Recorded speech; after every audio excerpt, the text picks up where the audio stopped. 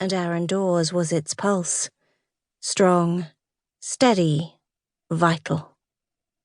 She watched him striking off beats with his hammer. Clang, clang, clang. Now her eyes were fused to that forearm again.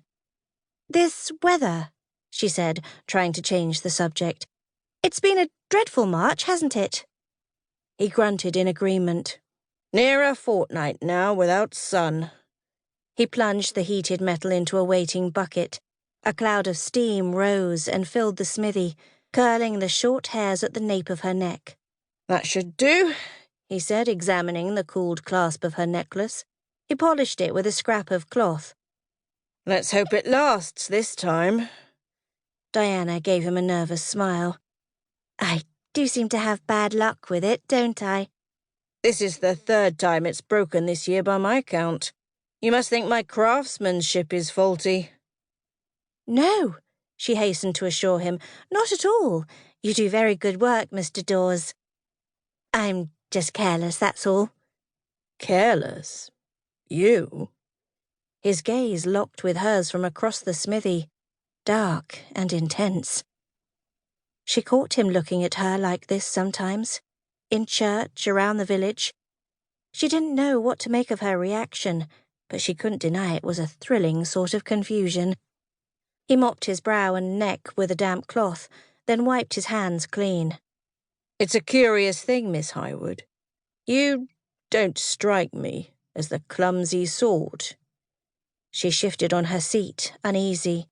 "And of all things," he said, "I'd think you'd be careful with this."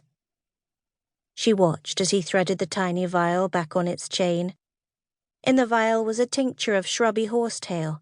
She kept a dose with her at all times, in case of a breathing crisis. "You're right."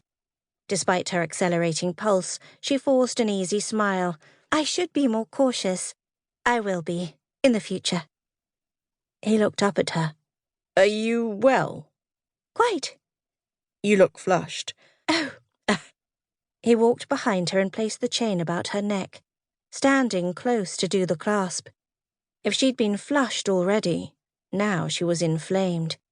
It was as though he'd soaked all the heat up from the fire, and now he gave it to her, soothing and melting all her knotted places, like the heated brick she took to bed when she had her courses. Oh, Lord, the last thing she needed right now was thoughts of bed, much less this big, solid brick of masculinity sharing it. "Still don't know how you managed to smash it like that," he said. "By slamming it in a drawer and finishing the deed with a rock? I don't know either," she prevaricated. Her heart thumped wildly in her chest. "I could almost believe someone did it on purpose. I know accidents happen, but they don't usually happen the same way twice."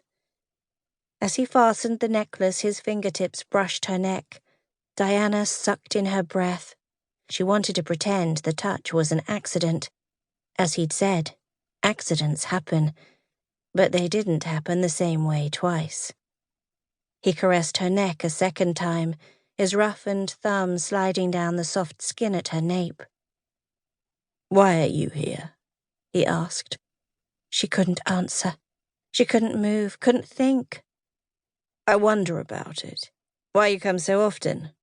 Why every metal latch and clasp and rivet you possess seems to need mending of late." His voice grew deeper, almost dreamy. "I've told myself you're just bored with this village. With this weather, there's little else to do." He circled her, running his finger beneath that chain, branding her with a necklace of his touch. "Other times," she caught a wry note in his voice, "I decide you've been sent by the devil to torment me for my sins."